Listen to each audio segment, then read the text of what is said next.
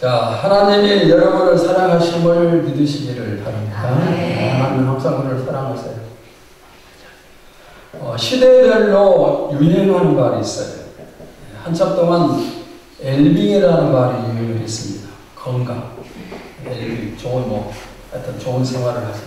그런데 이어서 힐링은 치료 이런 뜻인데 이 힐링이라는 말이 또 뒤를 따랐고 물론 지금도 수많은 유행어들이 만들어지고 있습니다. 그러면은 왜 유행어가 달라지는가? 그 시대가 필요로 하는 것에 맞춰지기 때문에 그때마다 새로운 유행어가 등장을 하는 겁니다. 지금 우리의 시대에는 힐링, 즉 치료가 필요한 시대예요. 어떤 특별한 병이 있어서 힐링이 필요한 게 아니에요. 나에게 큰 병도 없고 육체는 건강하고 잘 먹고 잘 자고 돈도 잘 벌고 그런데 그럼에도 불구하고 아파요. 마음이 아프고 삶이 아프고 인간관계가 아프고 부부 사이가 아프고 또 부모와 자녀 사이도 아파요.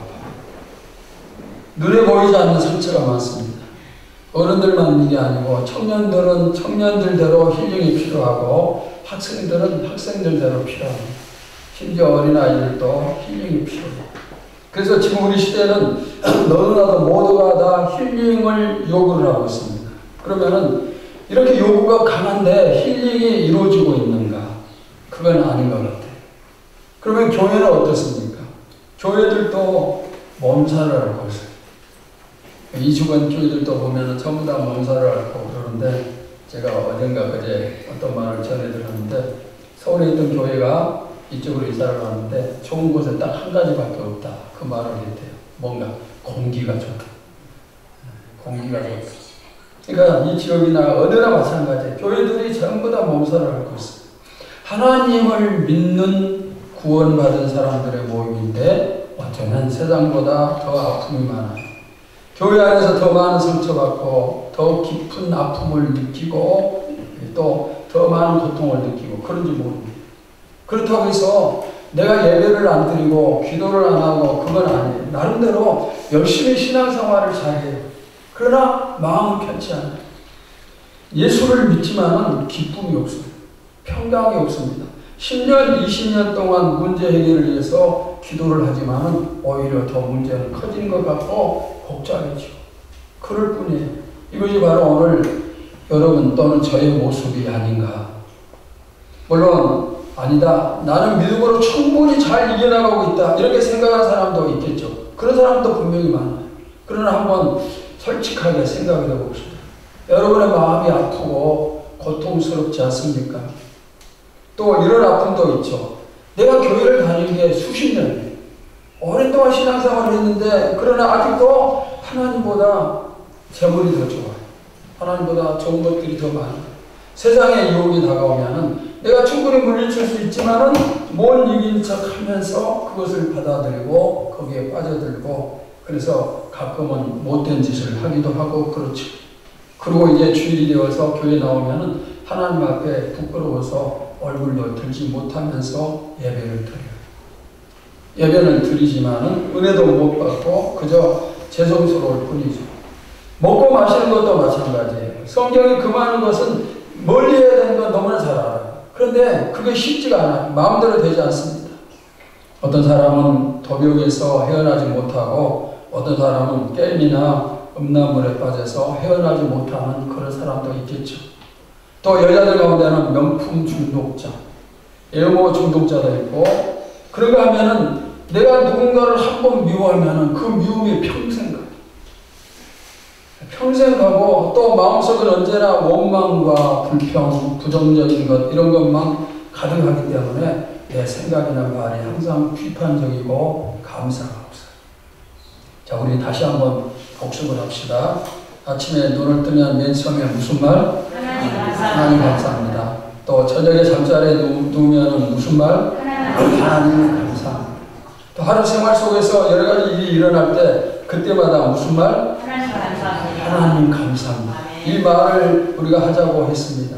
여러분 실천하고 있습니까? 네. 몇 사람은 실천합니다. 여기 앉아있는 여러분 모두 다 항상 실천할 수 있기를 바랍니다. 네. 우리가 긍정적인 말, 믿음의 말만 해야 됩니다.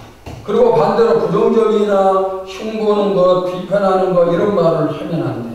왜 그러냐면은 그냥 좋은 말 들으면 좋기 때문에 그게 아니고 여러분들이 말한 것을 이 말을 심으면 그 말한 것을 그대로 거두기 때문이에요. 그대로 거두는 거예요. 그게 성경의 법칙이죠. 콩을 심으면 뭘 거두어요? 콩을 심으면 콩을 거두어요. 그러니까 감사를 심으면 감사를 거두고 비판을 심으면 비판을 거두어요. 그러니까 제가 여러분들에게 자꾸 얘기하는 거예요. 항상 감사합니다. 그리고 긍정적인 말, 좋은 말을 하라 이렇게 강조를 하고 있습니다. 그래야 여러분이 내일 감사할 것을 많이 거둬요. 그런데 어떤 사람은 평생 죽을 때까지 비판만 하는 말을 해요. 비판만. 왜 그럴까요? 어제 내가 비판을 심었으니까 오늘 비판을 거두고 비판을 거뒀으니까 또 비판하면 내일 또 비판을 거두고 그러니까 여러분 자신을 위해서도 무슨 말? 믿음의 말, 긍정적인 말, 감사의 말 이런 말을 해야 돼요. 반드시 심는 대로 거두는 거예요. 또 어떤 사람은 살고 싶은 소망이 전혀 없어요. 내가 신앙생활 하지만은 소망이 없어요. 미래에 대한 희망도 전혀 없고 내가 왜 사는가? 사는 목적도 없고 하루하루가 무거운 짐입니다. 근데 이런 내용들이 남의 얘기입니까? 남의 얘기면 좋겠죠. 그러나 우리 모두의 얘기예요. 여러분의 얘기고 저의 얘기일 수가 있습니다. 그런데 문제는 뭐냐면은 이런 삶을 수십 년 살아왔는데도 해답을 찾지 못하고 계속 그런 삶을 사는 거예요. 치료의 방법이 없다는 거예요. 그럼 이럴 때 어떻게 해야 될까요? 어떻게 치료를 해야 될까요? 이런 질문이 나올 때마다 나오는 모범 답안이 있어요. 뭐예요? 열심히 기도하고 주님께 맡기라. 이게 모범 답안이에요.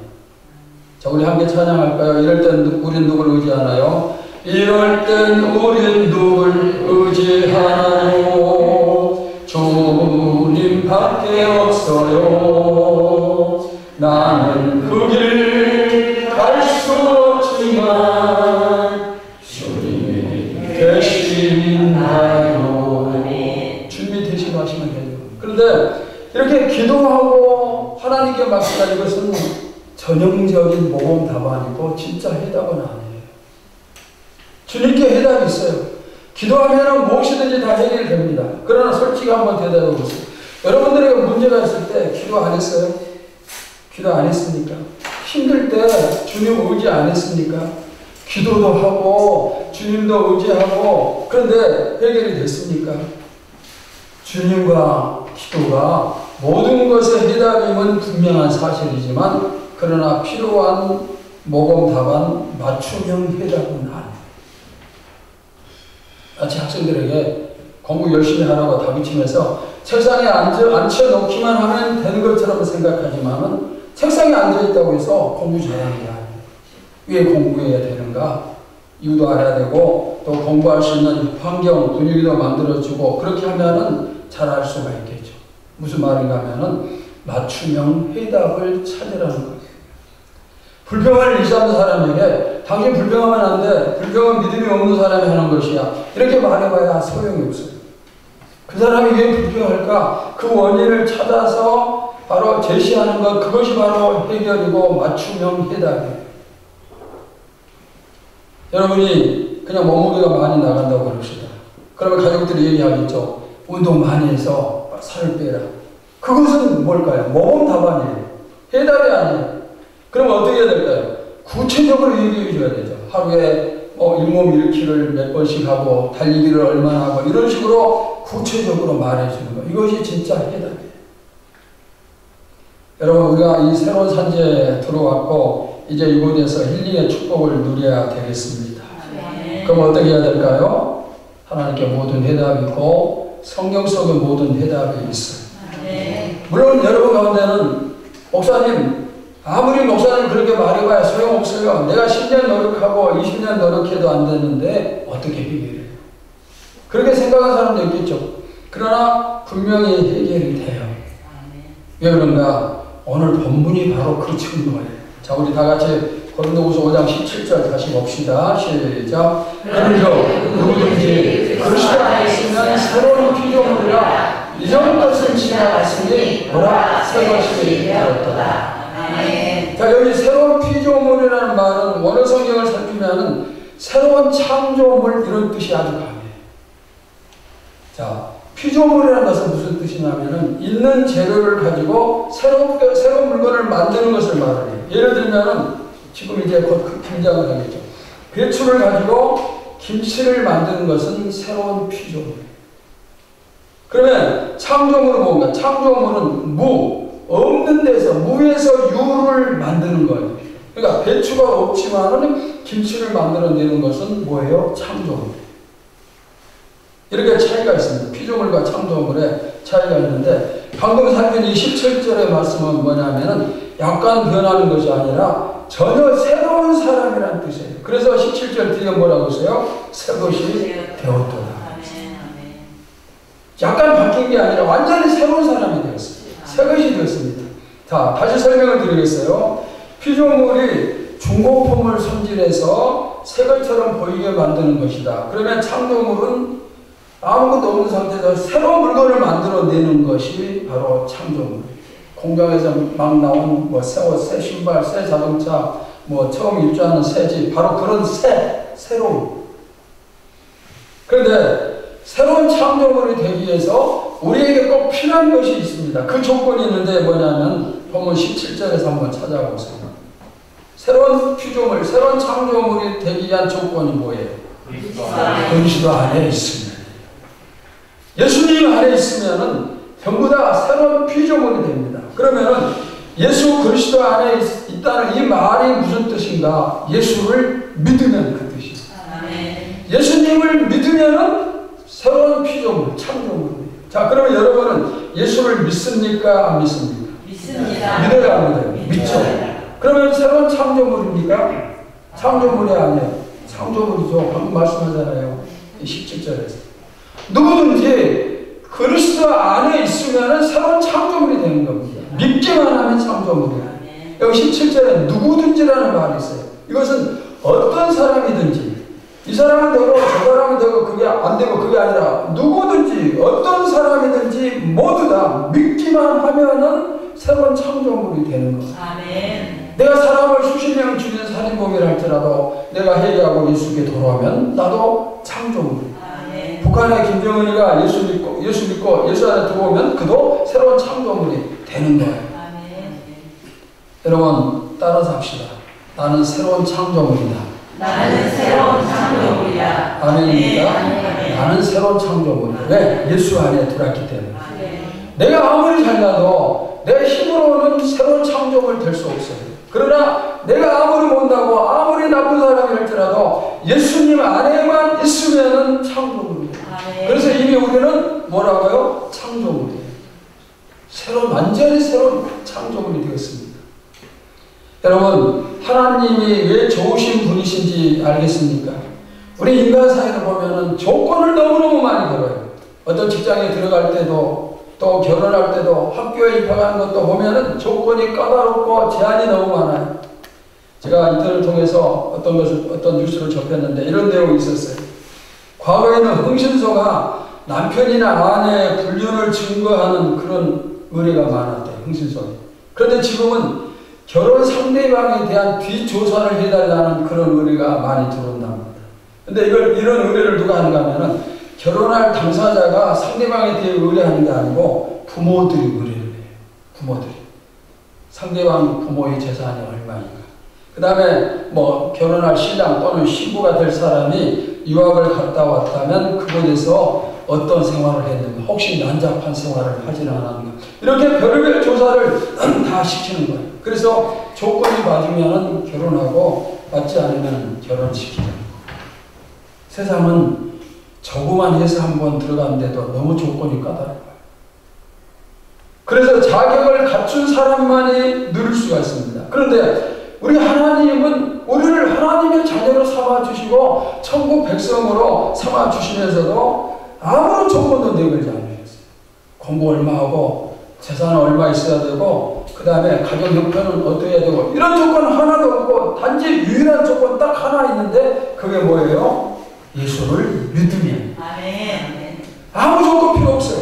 오로지 예수님만 믿으면 구원이고 하나님의 아들이 되는 거예요. 아멘. 여러분 이 하나님이 그래서 얼마나 좋으신 하나님이신가 알 수가 있겠죠. 만약 우리 가운데 조건을 갖춰야 천국 간다면 누가 가겠어요? 누가 가겠습니까? 자, 우리 좋으신 하나님 찬양할까요? 좋으신 하나님, 좋으신 하나님, 참 좋으신 나의 하나님.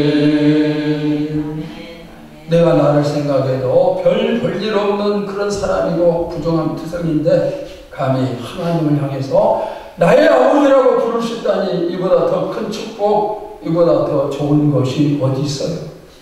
그러니까 하나님은 무지무지 좋으신 하나님이세요. 아멘. 새로운 창조물에게는 이전 것은 지나가고 새 것이 되었다고 했습니다. 자, 그렇다면 이제 우리가 새로운 창조물이 되었는데 이 말씀처럼 나에게 옛것의 흔적이 하나도 남지 않았는가? 여러분 남지 않았고 전부 다 없어졌습니까? 그럼에도 불구하고 남았어요. 그럼에도 불구하고 남아 있습니다. 어쩌면은 지금도 너무너무 많이 남아있는지 몰라요. 믿기는 하지만은 믿는 사람답지 못하고 그래서 하나님 앞에서 늘 부끄러워할 수밖에 없는 그런 사람인지 몰라요. 그러니까 교회생활 10년, 20년, 30년, 40년 되어도 변하지 않는 게 너무 많고 그래서 너무 고통스럽고 힐링이 필요하다는 사실이에요. 이렇게 변하지 않는 부분 많이 있어요. 자, 그렇다면 여러분이 앞으로는 어떻게 될까요? 이제까지 변하지 않았으니까 앞으로도 변하지 않을까요? 그런 생각은 깨트려야 되겠죠. 이제까지 안 변했다 할지라도 이제부터는 분명히 변해요. 아멘. 자, 어떻게 장담합니까? 고린도후서, 고린도전서와 고린도후서가 있죠. 누가 쓴 편지입니까? 바울이 쓴 편지입니다. 누구에게? 고린도 교회 교인들에게 편지를 썼어요. 자, 오늘 본문은 고린도 교회 성도들이 변화해서 새 사람이 되었다. 그 내용이죠. 고린도후서 5장 17절 오늘 본문. 바로 그런 내용인데 바울이 고린도전서, 그러니까 고린도전서 후서 편지 두 개가 있는데 먼저 쓴 편지가 고린도전서예요. 고린도전서를 왜 썼는가 하면은 고린도 교회에 너무 많은 문제들이 있어요. 그래서 그 문제를 치료하기 위해서 고린도전서를 썼습니다. 그러면 나중에 고린도후서를 또 쓰는데 고린도후서는 왜 썼는가? 그토록 문제가 많던 고린도 교회 교인들이 변했다는 소식을 듣고 바울이 너무나 감사해서 쓴 편지가 고린도후서예요. 고린도 교회 고린도전서를 보시면 너무너무 문제가 많아요. 그런데 이런 교회가 변했어요. 어떻게 변했는가? 여러분이 그 교회의 문제점을 알면 깜짝 놀랄 거예요. 아니 이런 교회가 이렇게 안 좋은 이렇게 나쁜 교회가 세상에 있는가? 그런데 그 사람들이 변화해서 새로운 사람이 되었다면 아 나도 충분히 변할 수가 있겠구나 이런 자신감을 얻을 수가 있을 거예요. 자, 그럼 이 시간에 고린도 교회 문제점이 무엇이었는가 하나씩 살피면서 나도 치유될 수 있다, 힐링 받을 수 있다 그런 믿음을 가지시기를 바랍니다. 자, 첫째, 고린도 교회에는 분열이 있었어요. 고린도 교회에 4개의 파벌이 있습니다. 4팀으로 나눠진 거예요. 서로 싸워요. 자, 그 파벌을 보니까 이름은 너무 좋아요. 바울파, 그 다음에 아볼로파, 베드로파, 예수님파. 이름은 이렇게 붙여놓고 자기들끼리 싸우는 거예요. 그런데 하나님은 교회의 분열을 절대로 원하지 않으세요. 자, 고린도전서 1장 10절을 봅시다. 시작. 형제들아, 내가 우리 주 예수 그리스도의 이름으로 너희를 구원하노니 모두가 같은 마음으로 너희 가운데 분쟁이 없이 같은 마음과 같은 뜻으로 온전히 합하라. 자, 오늘 이 1장 10절 말씀 맨 뒤에 뭐가 나와요? 온전히 합하라. 이 온전히 합하라 이 뜻은 두 가지. 첫째는 뜯겨진 그물을 수선하는 것을 말해요. 자, 그물이 찢어졌어요. 그러면 거기 잡으러 갈 때 그물을 수선을 하고 나가야 돼요. 두 번째는 무슨 뜻인가 하면은 이탈된 뼈가 다시 합쳐지는 것을 말해요. 여러분 팔이 부러지고 다리가 부러졌는데 걸어다니고 뭐 일하고 그러겠습니까? 그러니까 찢어진 그물이라면 아무리 그물질을 해도 소용이 없어. 왜? 고기가 잡혀도 전부 다 그 찢어진 틈으로 빠져나가기 때문에. 뼈가 골절이 되었다면 무슨 일을 하겠어요? 뼈가 다시 붙어야만 일을 할 수가 있습니다. 혹시 우리 교회는 그물이 찢어지고 뼈가 골절되지는 않았습니까? 만약 그런 상태라면 여러분이나 저나 아무리 기도해봐야 소용없어. 아무리 전도해도 소용없어요. 왜? 기도하고 전도해도 찢어진 그물로 전부 다 빠져나갑니다. 아무 소용없어요. 찢어졌어요. 그래서 교회는 어떻게 돼서 반드시 하나가 돼야 돼요. 온전히 합하라. 이거 두 가지 뜻을 말씀드렸어요. 합해 하나가 돼야 됩니다. 자, 교회는 반드시 몇 개? 하나. 하나. 다시 한번 교회는 반드시 몇 개요? 하나. 하나가 되기 위해서는 방금 1장 10절에 세 가지가 나오죠. 같은 말하고 같은 마음을 갖고 같은 뜻을 가지고 이렇게 됐을 때 교회가 하나가 되는 거예요. 온전히 합한 교회가 되는 거예요. 우리 교회가 이 장소에서 부흥의 꿈을 꾸고 있고 하나님께서 날마다 더해 주시리라 믿습니다. 그런데 먼저 고칠 것이 있어야 돼요. 고쳐야 돼요. 뭐 하나 되지 못하고 분쟁이 있다면 꿈은 꿈으로밖에 안 돼요. 꿈은 꿈으로 끝나고 그러니까 하나가 돼야 돼요. 아니 온전히 합하라고 그랬습니다. 하나가 되면은 그러면은 하나님의 역사가 거기서부터 시작이 돼요. 자, 고린도전서 3장 3절도 봅시다. 시작. 너희는 아직도 육신에 속한 자라 너희 가운데 시기와 분쟁이 있으니 어찌 육신에 속하여 사람을 따라 행함이 아니리요. 뒤에는 안 나왔어요. 자, 너희는 아직도 육신에 속한 자로다. 너희 가운데 시기와 분쟁이 있으니 그랬어요. 그러면 여기 이 분쟁은 누가 일으켜요? 육신에 속한 사람입니다. 너희는 아직도 육신에 속한 자로다. 그러면서 너희에게 시기와 분쟁이 있다. 육신에 속한 사람들이 분쟁을 일으키는데 육신에 속한 사람은 누구를 얘기하는가? 바울이 말하는 육신에 속한 사람은 신앙이 어린 사람, 신앙이 아주 약한 영적인 어린아이를 얘기합니다. 그러니까 교회에서 하나 되지 못하고 서로 싸우고 다투고 파벌을 만들고 이런 일을 전부 다 누가 하는 거예요? 믿음이 약한 사람. 믿음이 영적인 어린아이들이 이런 일을 하는 거예요. 믿음이 성숙한 사람은 절대로 하나됨을 파괴하지 않아요. 지금 바울이 그 말을 한 거예요.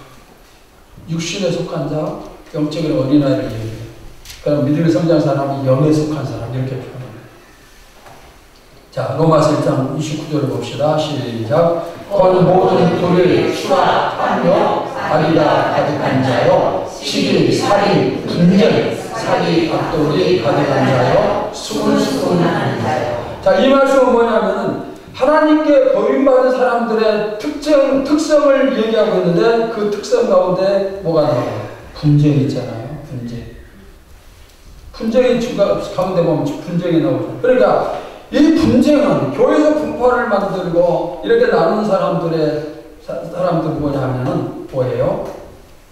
이런 사람들이 바로 육신에 속한 어린아이들이고 그 다음에 이들은 하나님께 버림받은 사람.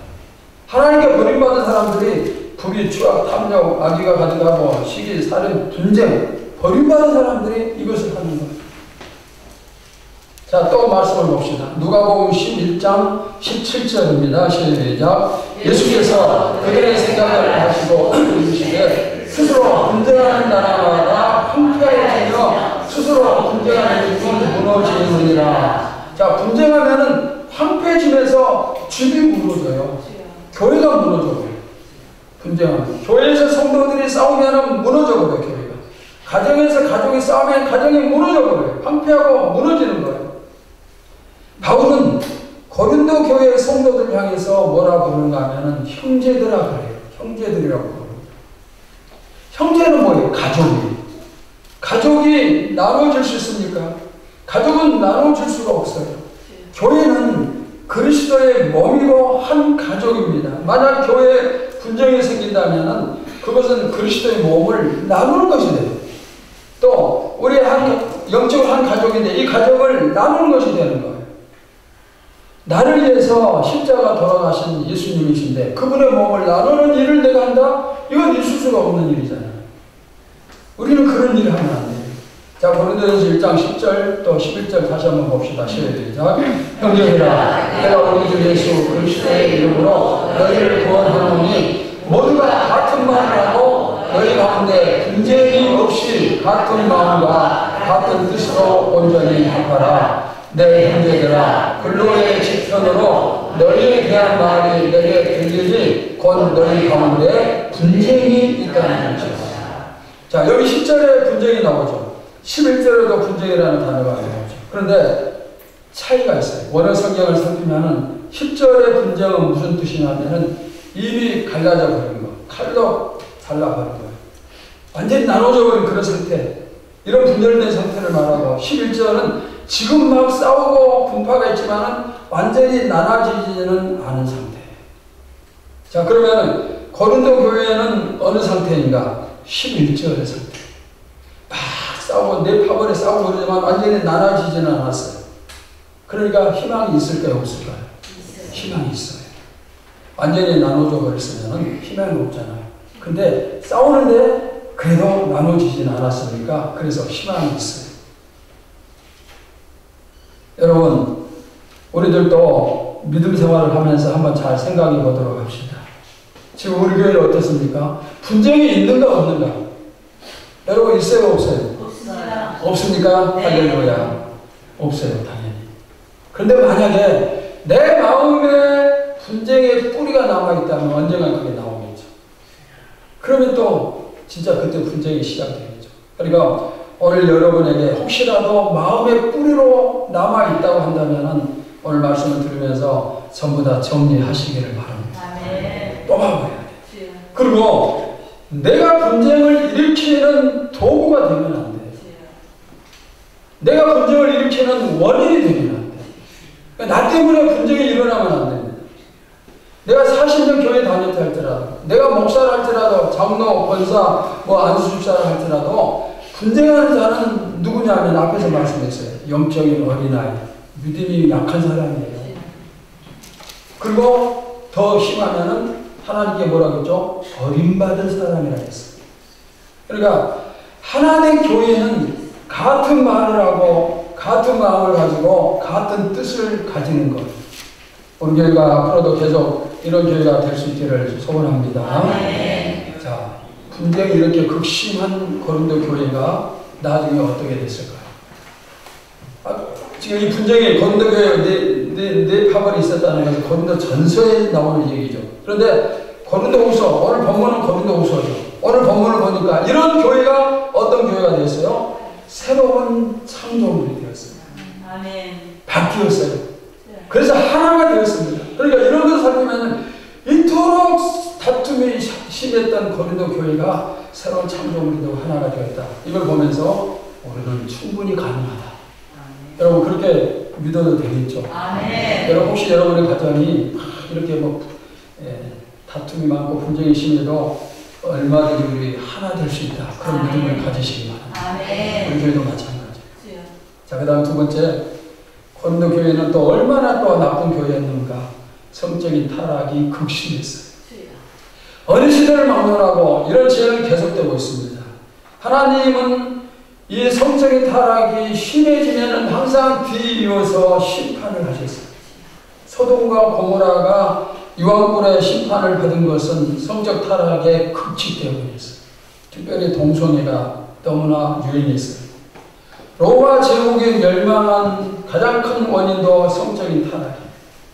그러면 고린도 교회는 어느 정도나 타락했는가?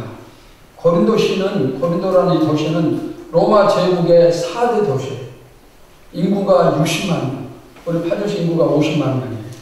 근데 고린도시는 60만 명. 그 다음에 세계적인 항구 도시로서 무역의 중심지가 되었기 때문에 돈이 엄청나게 많은 도시. 근데 돈이 많으면 뭐가 뒤따라오죠? 향락 문화가 뒤따라와요. 타락한 문화. 그래서 어느 정도 그들이 타락을 했는가. 자, 고린도전서 5장 1절을 보시면은 깜짝 놀랄 일이 있어요. 함께 봅시다. 시작. 너희 중에 심지어 은행의 땀을 들으니 그런 은행은 이방인 중에서도 없는 것이라 누가 그 아버지의 아내를 취하였다 합니다. 자, 당시 사회는 일부 다처제, 즉 한 남편이 여러 아내를 거느리는 그런 사회였어요. 그러다 보니까 어떤 문제들이 생기는가 하면은 아버지가 여러 가지 아내를 얻었는데 마지막으로 그런 아내는 나이도 어리고 그러지 않겠어요. 그러니까 아들과 그 의붓 어머니 사이에 음행한 이런 일들이 생겼어요. 이방인들도 하지 않는 타락인데 이런 일들이 어디에서? 고린도 교회 안에서 일어났어요. 엄청난 사건이죠. 여기 말씀 5장 1절 마지막 뒤에 보시면 아내를 취하였도다. 이 취하였도다라는 단어는 오늘 성경을 보면은 현재예요. 이거 무슨 뜻이냐면은 한 번 실수하고 끝난 게 아니라 계속해서 지금도 이런 일들이 일어나고 있다. 그런 뜻이에요. 자, 고린도전서 5장 2절 봅시다. 시작. 그리하므로 너희가 오히려 교만에 대해서 어찌하여 통한이 여기지 아니하고 그 일을 행한 자를 너희 중에서 쫓아내지 아니하느냐. 여기 통한이 여기지 아니하고 말씀이 나오죠. 죄에 대해서 죄의식을 느끼고 슬퍼하지 않았다는 그런 뜻이에요. 그러니까 교회가 오히려 그런 죄를 즐기는 그런 느낌이 들고, 그리고 뭡니까? 시시하면서 비밀리에 이런 죄를 범하는 게 아니라 고린도 교회에 전부 다 교회들이 이런 일들 전부 다 아는 거예요. 전부 다 알고 있어요. 그러니까 바울이 뭐라고 합니까? 왜 너희가 그것을 가만히 보고 있느냐? 왜 교회에서 쫓아내지 않느냐? 이렇게 지금 책망을 합니다. 교인들이 전부 다 아는 거예요. 이런 일들이 일어나고 있다는 거. 한 개인의 죄는 교회 전체의 죄예요. 자, 우리 몸이 여러 지체로 이루어졌는데 내 오른손이 물건을 도둑질을 했어요. 그러면 이 오른손만 죄를 범한 게 아니라 내 몸이 죄를 범한 거예요. 교회가 바로 그거예요. 여러분은 지체고 모여서 천일교회라는 몸을 이루고 있습니다. 그러니까 우리 교회는 한 사람이 범죄하면은 교회 전체가 죄를 범한 것이 돼요. 이런 죄가 있는 고린도 교회에 무슨 소망이 있겠어요? 죄를 덮어주고 그런 죄도 보통의 죄가 아닙니다. 그런데 이런 이들이 변해요. 바뀌었습니다. 어떻게 바뀌었어요?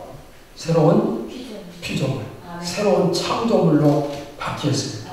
여러분 할렐루야. 아멘. 상상할 수 없는 죄들이 바뀌어서 새로운 피조물, 새로운 창조물이 되었다는 것, 정말 어마어마한 기적 중의 기적인데 이런 걸 보면서 우리도 바뀔 수 있다. 나도 바뀔 수 있다. 이런 믿음을 가져야 되겠죠. 아멘. 여러분, 우리 중에, 아니 이 세상의 모든 사람들 중에 음행의 죄에서 자유로운 사람이 얼마나 되겠어요? 자유로운 사람 물론 있겠죠. 예수님 말씀하시길 여자를 보고 나쁜 생각을 하면 간음죄에 해당된다 그랬어요. 이건 또 반대로 남자를 보고 나쁜 생각하면 그것 간음죄에 해당된다. 그런 말씀입니다. 그런데 그런 생각을 한 번도 해보지 않은 사람이 과연 얼마나 되겠어요? 해보지 않은 사람은 있겠지만 혹 내가 이제까지 이러한 음행의 죄를 생각해서라도 끊지 못하고 있다. 그러면은 이제는 끊어야 돼.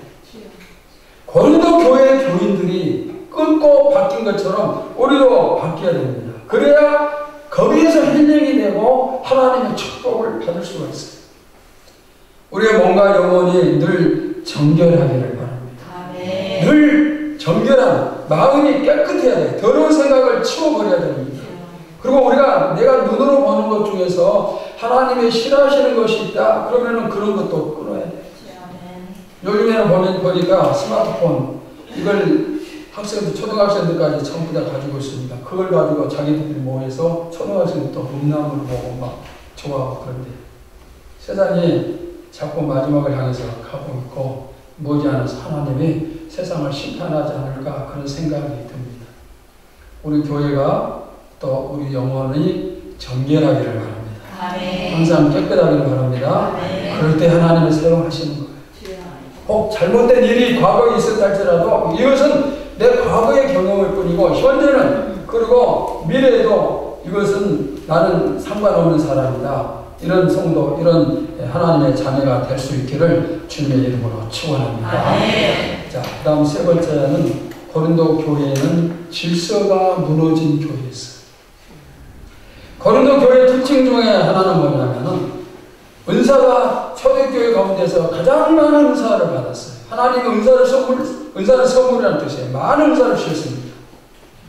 방언도 은사예요. 방언을 통역하는 것도 은사고, 애원하는 것도 은사고, 병 고치는 것도 은사고, 믿음이 좋은 것도 은사고, 하여튼 이런 은사를 고린도 교회에 많이 주셨는데, 그런데 아무리 좋은 선물도 잘 사용하면 좋지만은 잘못 사용하면 피해를 끼치는 거예요. 세상의 모든 건 전부 그렇잖아요. 돈도 잘 사용하면 좋은 도구가 되지만 잘못 사용하면 악한 도구가 됩니다. 또 권세도 잘 사용하면 좋은 것이 되죠. 그런데 아무리 좋은 약도 과하면은 또 그게 폐해가 생깁니다. 고린도 교인들에게 은사가 충만하고 또 능력이 나타나고, 그러니까 교인들이 어떤 생각을 가지는가 하면 너도 나도 잘났다고 생각을 해요. 하나님이 나에게 이런 은사를 주셨다. 그러니까 내 믿음이 최고다. 그래서 이렇게 교만이 틈타니까 그 다음에 무슨 문제가 생기는가? 교회의 질서가 무너지고 예배가 엉망진창. 교회는 하나님이 세우신 권위와 질서가 있어요.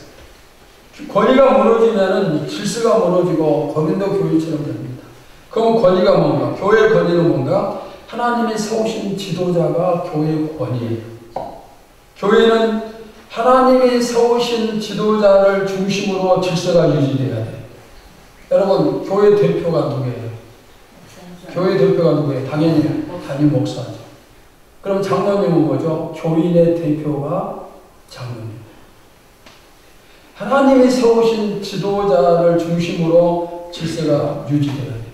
이럴 수 있어요. 여러분들이 목사인 저보다 기도 더 많이 하고 더 많은 능력 행할 수 있고 성경도 더 많이 알 수도 있고 하나님 일도 더 많이 할 수 있어요. 그러나 그런 은사 때문에 하나님의 세우신 질서를 무시해도 되는가? 그건 아니라는 거예요. 자, 여러분이 저보다 기도 더 많이 해요. 능력도 더 많이 나타낸다고 합시다. 그런데 저의 계획과 여러분의 생각이 다릅니다. 그래서 부딪히면은 어떻게 해야 돼요? 내가 목사님보다 기도 더 많이 하니까 내 뜻대로 해야 돼. 그리고 싸우면 그러지 말라는 거예요. 여러분이 양보를 하는 것이 하나님의 뜻이고 교회의 질서를 유지하는 것입니다. 하나님은 혼란의 하나님이에요. 혼란은 마귀의 속성이에요. 하나님은 질서의 하나님이에요. 만약에 저하고 여러분이 부딪혀서 양보하지 않고 서로 싸우면 어떤 결과가 생길까요? 교회에 분열이 되는 거예요. 목사파 또 아니면 누구파. 교회 분열은 누가 주는 것? 사탄이 주는 거예요. 사탄의 속성.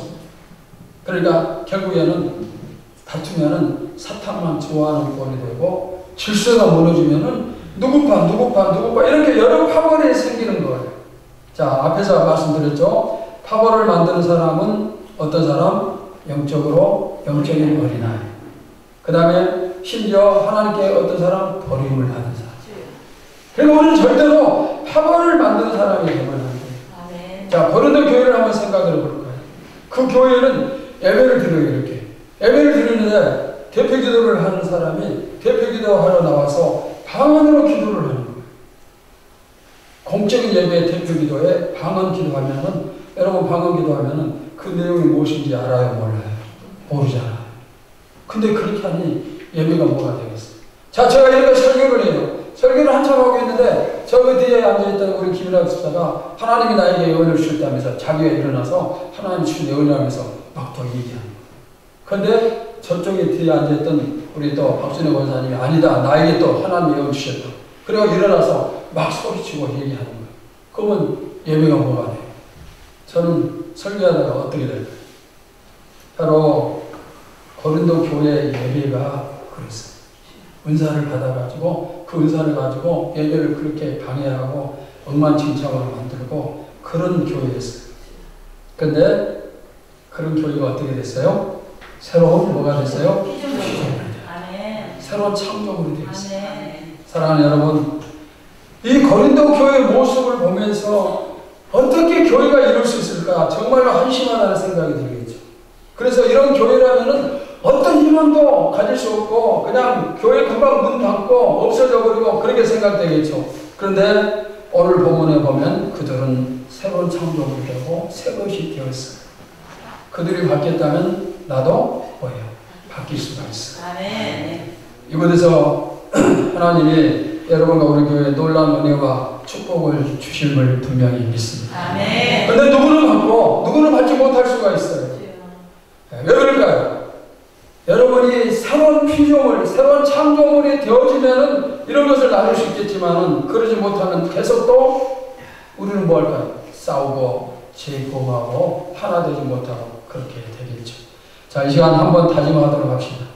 이제는 내가 반드시 새로운 창조물이 되어서 힐링의 축복을 누리겠다. 이런 자세를 가지시기를 바랍니다. 아멘. 여러분 모두 다 주 안에서 힐링의 축복을 누리시기를 축원합니다. 아멘. 한 사람도 빠짐없이 새로운 창조물이 되어서 이제는 옛것은 전부 다 물러가고 새 것이 되어서 새로운 성도의 삶을 사시기를 주의 이름으로 축원합니다. 아멘. 하나님 감사합니다.